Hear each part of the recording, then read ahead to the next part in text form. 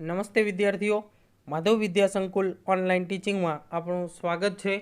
આજે આપણે ધોરણ 5 વિષય ગણિત પ્રકરણ 7 તમે પેટર્ન ભાત જોઈ શકો છો જેના આપણે સ્વાધ્યાય પોથીમાંથી દાખલા શીખીશું। પ્રકરણ 7ની વિડીયો ભાગ 1ની અંદર આપણે પેટર્નની કેટલીક સમજૂતી શીખ્યા હતા। ત્યારબાદ ચોપડીમાંથી પણ કેટલીક પેટર્નના પ્રશ્નો આપણે શીખ્યા હતા। તો એના સિવાય બીજા એક્સ્ટ્રા પ્રશ્નો આપણે સ્વાધ્યાય પોથીમાંથી શીખવાના છે। તો આગળની વિડીયો જે વિદ્યાર્થીઓએ ના જોયું હોય તો સૌપ્રથમ એ વિડીયો જોઈ લેજો, જેના આધારે તમને પેટર્નમાં કયા કયા ભાગમાં પેટર્ન આકૃતિઓ ફરતી હોય છે, પેટર્ન આવતી હોય છે તેનો ખ્યાલ આવી જાય। હવે આપણે જોઈએ પ્રશ્ન 1, નીચેની પેટર્ન આગળ વધારો। કે અહીંયા આપેલી પેટર્ન આપણે આગળ વધારવાની છે દરેકની અંદર। જેમાં પહેલી પેટર્નમાં એક વર્તુળની અંદર આપણને સ્માઇલી ફેસ આપેલો છે। જે સ્માઇલી ફેસમાં પહેલા ભાગમાં આખો ઉપર તરફ સીધો ફેસ છે, બીજામાં તે સાઈડમાં આવે છે, એટલે કે અહીંયાથી આ ભાગ આટલે આવે છે। ત્યારબાદ ત્રીજામાં નીચે તરફ ઉલટો થઈ જાય છે અને ચોથામાં તે પાછું હવે તે આગળ તરફ આવશે। એટલે કે આ ભાતમાં આ આકૃતિમાં આકારમાં પેટર્ન 1/4 ભાગમાં આગળ ફરે છે, જે આપણે અગાઉ સમજાવેલું હતું। એટલે કે જે વર્તુળના ચારે ખૂણાઓમાં 90 અંશના ખૂણે આગળ વધે। હવે જે ઉપરમાં હતી જે જમણી બાજુ આવી નીચે તરફ ગઈ, હવે તે ભાગ ડાબી તરફ આવશે। તો અહીંયા જ્યારે વિદ્યાર્થીઓ સ્વાધ્યાય પોથીમાં પેટર્ન દોરો, આકારો આગળ વધારો પેટર્નને, તો દરેકે પેન્સિલનો જ ઉપયોગ કરવાનો છે, જેથી કોઈ આકાર વ્યવસ્થિત ન દોરાતા તેને ભૂંસીને સુધારી શકાય। ત્યારબાદ નંબર 2, તો અહીંયા આપણને નીચે એક આડો એરો અને ઉપરની તરફ એક એરો આપેલો છે, જેને ઉપરમાં આ ઉપરનો જે ભાગ છે આ ભાગ આપણે જોઈશું। આ આડો સીધો ભાગ છે, પણ આ ઉપરનો જે ભાગ અલગ છે તે અહીંયા ઉપરથી તે અહીંયા સાઈડમાં આવે છે, એટલે કે અહીંયાથી તે આટલે આવશે, અહીંયાથી નીચે તરફ આવે છે। તો હવે આ ભાગ આ પેટર્ન પણ 1/4 ભાગમાં આગળ વધે છે। તો નીચેથી તે હવે બાજુમાં આવશે અને બાજુમાંથી ત્યારબાદ તે ઉપરની તરફ આવશે। તો દરેક વિદ્યાર્થીઓએ આ ભાગ આવા આકારો દોરવા માટે આપણે કીધું એ પ્રમાણે પેન્સિલનો જ ઉપયોગ કરવાનો છે અને સ્વાધ્યાય પોથીની અંદર જ આપેલ જગ્યામાં દોરવાનો છે। હવે ત્યારબાદ આ નીચેથી બાજુમાં આવી ગયું, તો ત્યારબાદ હવે તે ઉપર તરફ જશે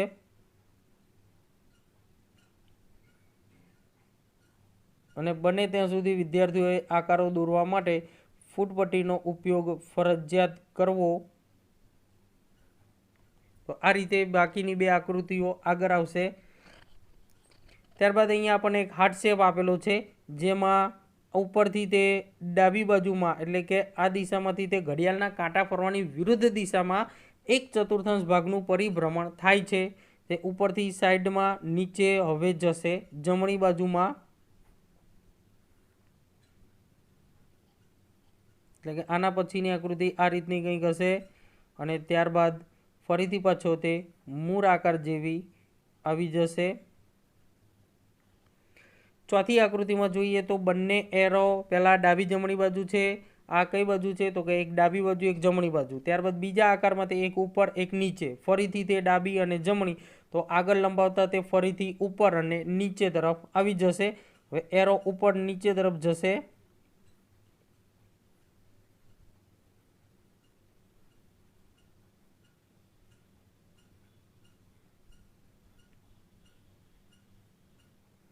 આ રીતે હવે ઉપર નીચે આવી ગયું, તો હવે ફરીથી એના પછીના ભાગમાં તે ડાબી જમણી તરફ એરો આવતા આવશે।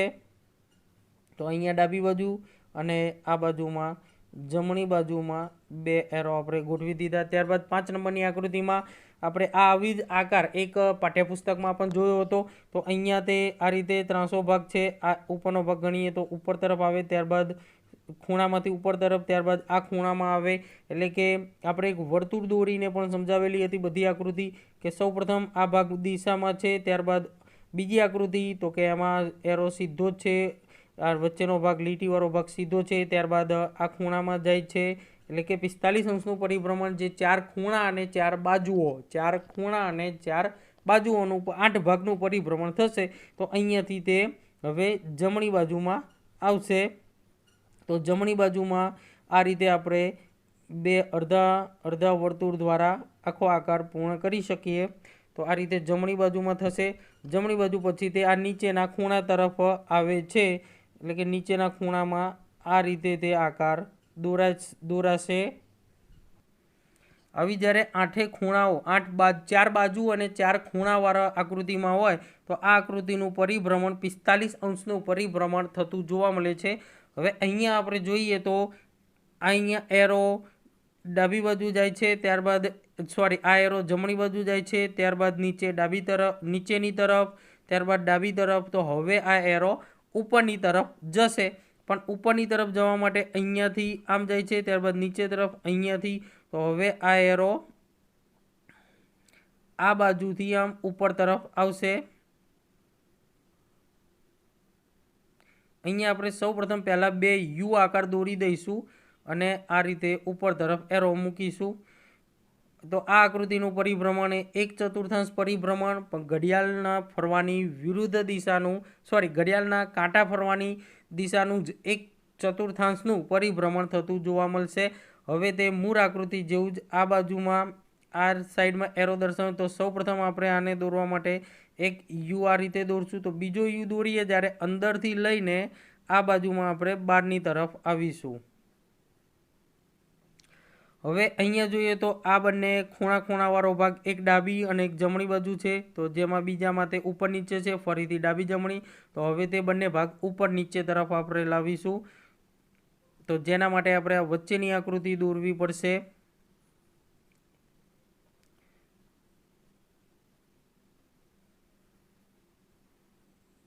તો આ રીતે આપણે આકૃતિ દોરવાની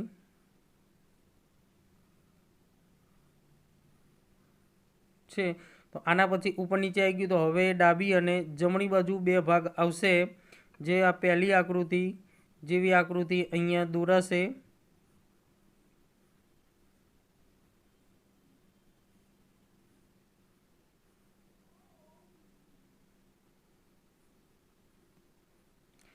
હવે નીચે આકૃતિ જોઈએ તો અહીંયા એક મોટા એરો જેવું છે, જે સૌપ્રથમ જમણી બાજુમાં, ત્યારબાદ નીચે, ત્યારબાદ ડાબી બાજુના હવે કે આ એક ચતુર્થાંશ ભાગનું પરિભ્રમણ થાય છે। જે વર્તુળમાં જોઈએ તો સૌપ્રથમ પહેલી આકૃતિ જમણી બાજુમાં છે, બીજી આકૃતિ નીચે તરફ છે, ત્રીજી આકૃતિ ડાબી તરફ છે, તો હવે ઉપરની તરફ આવશે।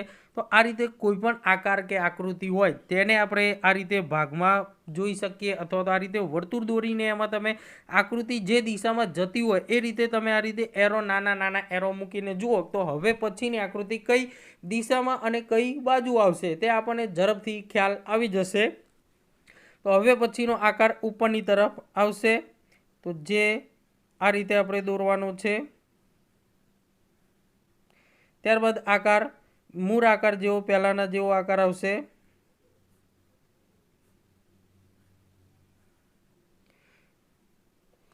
9 નંબર, તો જેમાં આપણને વર્તુળમાં બે બાજુ રંગ કરેલ છે અને બંને બાજુમાં ટપકા છે। આપણે આગળના જ પેજમાં હમણાં જ જોઈ એક આકૃતિ, પણ તેમાં એક ભાગ રંગીન નહોતો, અહીંયા એક ભાગ ડાર્ક આપેલો છે, શેડ કરેલો રંગીન છે, અને તેમાં બંને બાજુ નાના બિંદુઓ ટપકા આપેલા છે।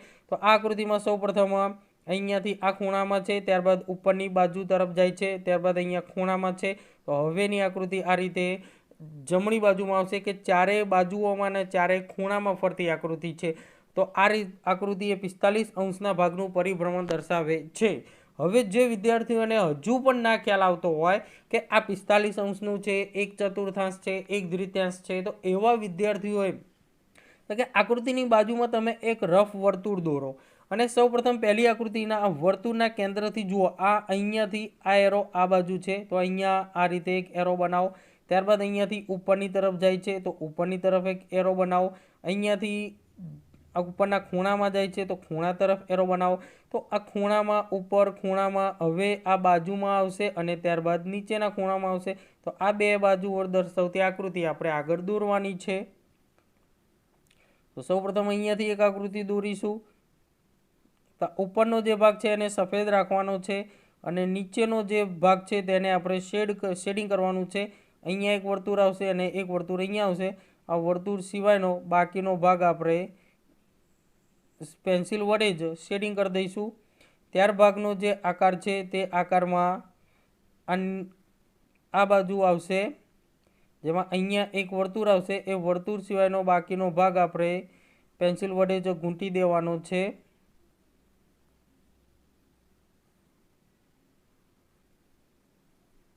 ને આ ઉપરના ભાગમાં અહીંયા તરફ એક ટપકું આવશે. હવે 10મા આકારમાં આપણને અંગ્રેજી મૂળાક્ષર 1 લખેલો છે. પહેલામાં તે સીધો દેખાય છે, બીજામાં આડો છે, પાછા ત્રીજામાં સીધો છે. તો આ આકાર એક જ આકારનું વારંવાર પુનરાવર્તન થતું આપણને જોવા મળે છે. તો કે 1 જે પહેલાં સીધો છે, પછી આડો થયો, પાછો સીધો થયો, હવે પાછો આડો થશે. એટલે કે આ 1 આપણે હવે આ રીતે દોરવાનો છે. ત્યારબાદ ફરીથી તે એના મૂળ સ્થિતિ જેવો સીધો દોરાશે. તો આ રીતે પેટર્નનું પુનરાવર્તિત પેટર્ન આને કહેવાય. પ્રશ્ન 2, પેટર્ન આગળ વધારો. અહીંયા આપણે પેટર્નને ખાલી ભાગમાં આગળ વધારવાની છે. તો સૌપ્રથમ પહેલા ભાગમાં જે ફૂલ આપેલું છે, તો એ ફૂલ અહીંયા બીજા ભાગની અંદર જે સાઈડમાં આવેલું છે, ત્રીજા ભાગમાં નીચે તરફ છે. એટલે કે આ પેટર્ન નિયમ પ્રમાણે જોઈએ તો 1/4 ભાગનું પુનરાવર્તન થાય છે, પરિભ્રમણ થાય છે. તો હવે અહીંયાથી તે બાજુ તરફ આવે છે, બાજુમાંથી નીચે તરફ આવે છે. તો હવે નીચેમાંથી તે ડાબી બાજુ તરફ આવશે. તો અહીંયાથી દરેક વિદ્યાર્થીઓએ આકારો વ્યવસ્થિત દોરવાના રહેશે.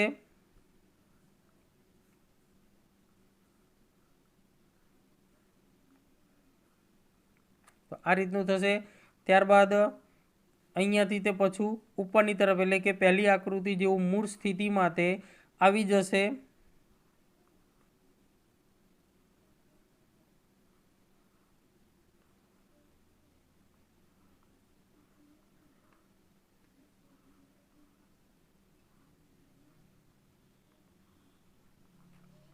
ત્યારબાદ બીજામાં એક વર્તુળ આપેલા છે, 4 વર્તુળમાં પ્લસના ચિહ્નો આપેલા છે. માત્ર જે પેટર્નમાં ફેરફાર થાય છે, તો અંદરના 4 ચિત્રોમાં આપણે જે બાજીપત્તા રમીએ કેટ, એ બાજીપત્તાના 4 કાર્ડના 4 ચિત્રો આપેલા છે. એ ચિત્રોમાં ફેરફાર થતો આપણને જોવા મળે છે.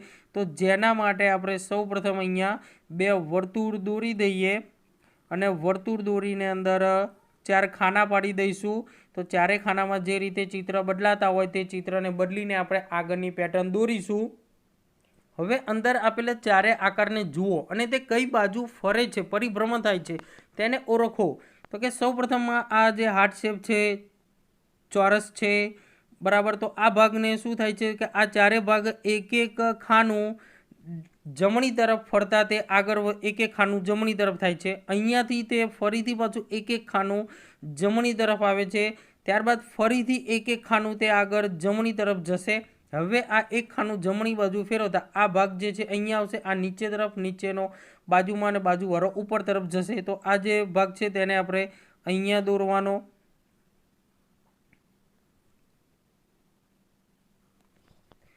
ત્યારબાદ આ બાજુવાળો ભાગ નીચે તરફ આવશે.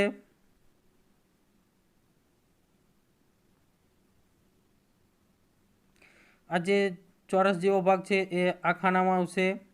એક સ્ટેપ આગળ જ લેવાના છે અને નીચેનો જે ભાગ હતો તે હવે ઉપર તરફ જશે. હવે આને ફરીથી એક સ્ટેપ આગળ લેવાનો. તો આ જે ભાગ દોર્યો આપણે તે પહેલાં બાજુના ખાનામાં જતો રહેશે. અહીંયાથી આ ભાગ નીચે તરફ જશે. ત્યારબાદ અહીંયા જે ભાગ હતો આ તે આગળની તરફ આવશે.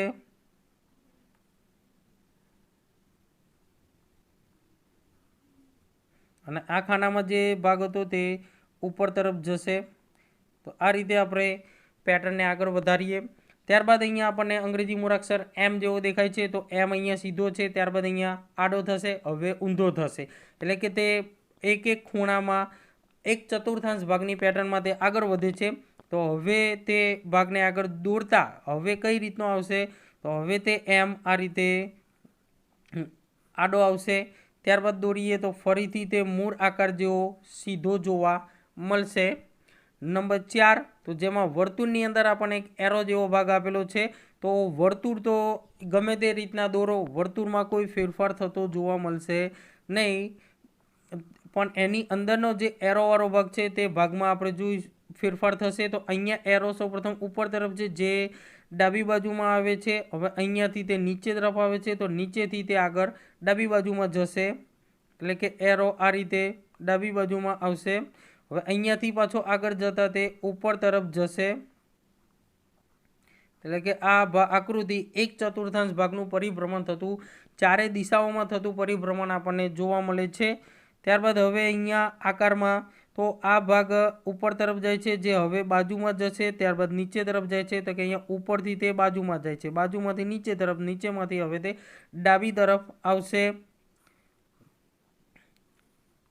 તો ડાબી તરફ આવવા માટે આપણે આને હવે જે વિદ્યાર્થીઓને આમ સીધી સ્વાધ્યાય પોથી રાખીને દોરતા ન ફાવે તો સ્વાધ્યાય પોથીને તમે તમારી રીતના આડી કરીને પણ દોરવાનો પ્રયત્ન કરો પણ આકારો બને ત્યાં સુધી તમારી જાતે જ દોરવાના છે. હવે પછીનું પરિભ્રમણ કરીને તે મૂળ આકૃતિ જેવો સીધો ભાગ આપણને થયેલો જોવા મળશે. તો જો અહીંયા એક ભાગ લાંબો રાખવાનો છે અને આ ભાગ ટૂંકો રાખવાનો છે. ત્યારબાદ છઠ્ઠામાં તો કે ત્રિકોણવાળી પેટર્ન છે, ત્રિકોણની પેટર્ન છે. તો સૌપ્રથમ ત્રિકોણમાં આ ભાગ ઉપરની તરફ છે. તો આ જે ત્રિકોણ છે હવે બીજામાં અહીંયા સાઈડમાં આવે છે, ત્રીજામાં નીચે તરફ જાય છે, એટલે કે અહીંયાથી તે આમ ઘડિયાળના કાંટાની વિરુદ્ધ દિશામાં પરિભ્રમણ કરે છે. અહીંયાથી તે આ બાજુ આવે છે, સાઈડમાં આવી ગયું, સાઈડમાંથી તે નીચે તરફ જાય છે અને નીચેથી તે હવે હજુ એક સ્ટેપ આગળ જતાં બાજુ તરફ આવશે, એટલે કે ઘડિયાળના કાંટાની વિરુદ્ધ દિશામાં 1/4 પરિભ્રમણ જોવા મળે છે. નિયમ આપણે દરેકમાં તારવવાનો છે તો ઝડપથી દરેક આકૃતિમાં ખ્યાલ આવશે. હવે અહીંયાથી 1/4 આગળ વધતા તે આકૃતિ મૂળ આકૃતિ જેવી સીધી થઈ જશે.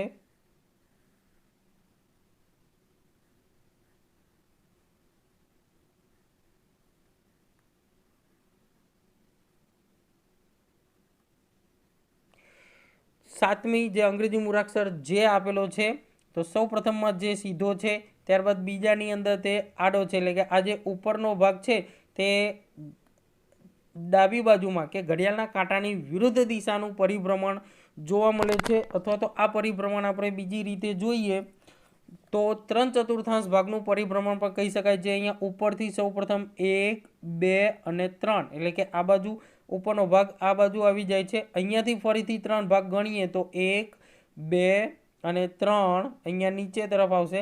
હજુ 3 ભાગ આગળની તરફ ગણીએ તો આપણને આગળની પેટર્નની આકૃતિ મળી જશે, 1, 2 અને 3, એટલે કે હવેની આકૃતિ આ રીતની આ ભાગ અહીંયા જમણી બાજુમાં આવશે અને આ જે વર્તુળ થાય છે એ વર્તુળ આગળ થઈને ઉપરની તરફ જશે. હવે અહીંયા જે આપણે આવ્યા અહીંથી 3 ભાગ આગળ ગણીએ તો 1, 2 અને 3 જે મૂળ આકૃતિ જેવી જ આકૃતિ આપણને હવે જોવા મળશે. આ આકારને આ પરિભ્રમણને 3/4 પરિભ્રમણ કહેવાય, જે નિયમમાં 3/4 પરિભ્રમણ થશે. ત્યારબાદ ક્રોસ પ્લસ જેવું ચિહ્ન આપેલું છે અને તેની અંદર ચારે બાજુમાં ટપકા ટપકા આપેલા છે. તો સૌપ્રથમ આપણે ઉપરનો ભાગ જોઈએ તો તે ઉપરમાંથી આ બાજુ આવે છે, એટલે કે 1, 2 અને 3 ત્રીજા ભાગમાં આવી જાય છે. આ આપણે નાનો ભાગ જોવાનો છે જે 1, 2 અને 3 ત્રીજા ભાગનું પરિભ્રમણ છે. 1, 2 અને 3 3/4 ભાગનું પરિભ્રમણ દર્શાવે છે. હવે પછીની પેટર્ન મેળવવા માટે અહીંયાથી 3 સ્ટેપ આગળ ફરીએ તો 1, 2 અને 3. તો હવે પછીનું પરિભ્રમણમાં આપણને આ રીતનો આકાર જોવા મળશે, જેમાં આ રીતે આપણે ટપકાઓ કરવાના છે. અહીંયાથી 3 ભાગ ગણીએ તો 1, 2 અને 3 જે મૂળ આકૃતિ જેવી જ આકૃતિ આપણને મળશે.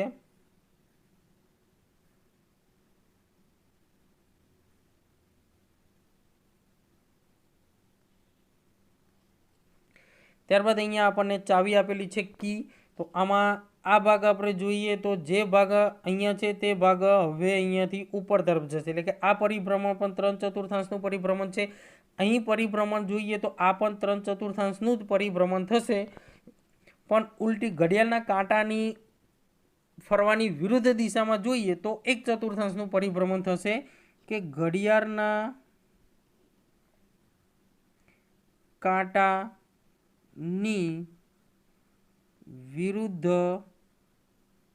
દિશામાં 1/4. તો અહીંયાથી તે ઉપર તરફ જશે, તો ઉપર તરફ આવી ગયું. હવે અહીંયાથી તે બાજુમાં આવશે, બાજુમાં આવી ગઈ.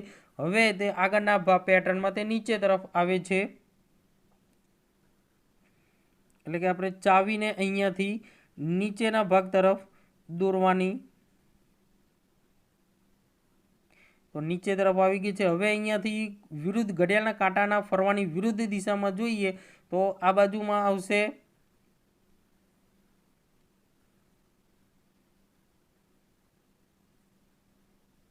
તો આ રીતે ઘડિયાળનું પેટર્ન ચાવીની પેટર્ન થશે. ઘડિયાળના કાંટાના ફરવાની વિરુદ્ધ દિશામાં 1/4 અથવા તો આને બીજું જોઈએ તો 3/4 પેટર્ન પ્રમાણે પણ 1, 1, 2 અને 3 તો ઉપર તરફ આવી જશે. તો 3/4 રીતે પણ ફેરવી શકાય. હવે 10મો અંગ્રેજી મૂળાક્ષર ઈ આપેલો છે, જેમાં સૌપ્રથમ ઈ સીધો આપેલો છે, ત્યારબાદ આ બાજુ ખૂણામાં જાય છે. આ ખૂણામાં જાય છે એટલે કે ઘડિયાળના કાંટા ફરવાની વિરુદ્ધ દિશામાં 45° પરિભ્રમણની પેટર્ન અહીંયા દર્શાવે છે. ઘડિયાળના કાંટા ફરવાની વિરુદ્ધ દિશામાં 45°. તો સૌપ્રથમ ઉપર તરફ છે. હવે આને વર્તુળથી દોરીએ, જોઈએ કે ભાઈ હવે કઈ બાજુનું પેટર્ન દોરાશે.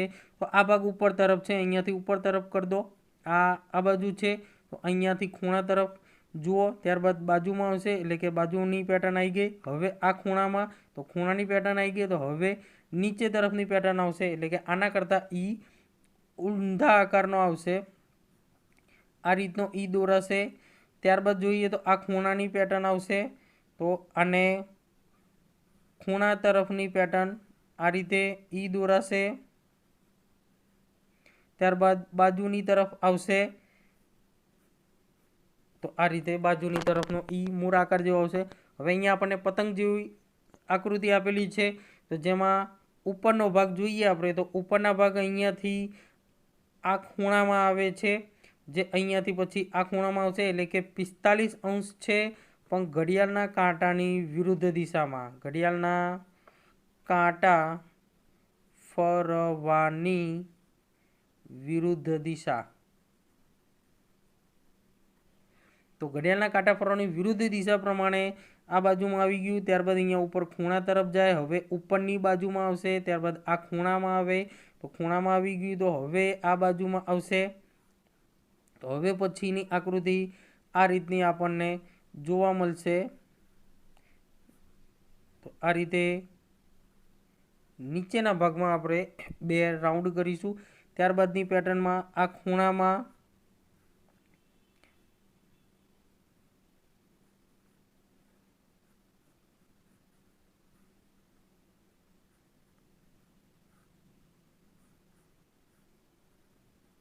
આ રીતે પેટર્ન 45° ખૂણે ઘડિયાળના કાંટા ફરવાની વિરુદ્ધ દિશામાં આગળ વધશે. ત્યારબાદ ત્રિકોણમાં અહીંયા ઉપરની તરફ છે, ત્યારબાદ આ ખૂણામાં આવશે, એટલે કે એક વર્તુળમાં જોઈએ તો ઉપરની તરફ જાય છે, ત્યારબાદ ખૂણામાં, ત્યારબાદ ડાબી બાજુમાં, ત્યારબાદ નીચેના ખૂણામાં, ત્યારબાદ હવે આવશે નીચેની તરફ, એટલે કે ત્રિકોણ. આ રીતે નીચેના ભાગનો ત્રિકોણ થશે, જેની અંદર એક રાઉન્ડ છે, નાનો ત્રિકોણ છે અને પ્લસનું ચિહ્ન છે. નીચેની તરફ આવી ગયું. હવે આ બાજુ ખૂણામાં દોરાશે પેટર્ન, તો ત્રિકોણ આ રીતનો આવશે, જેમાં એક રાઉન્ડ, નીચે નાનો ત્રિકોણ અને એની નીચે પ્લસનું ચિહ્ન છે. ત્યારબાદ આ બાજુમાં આવશે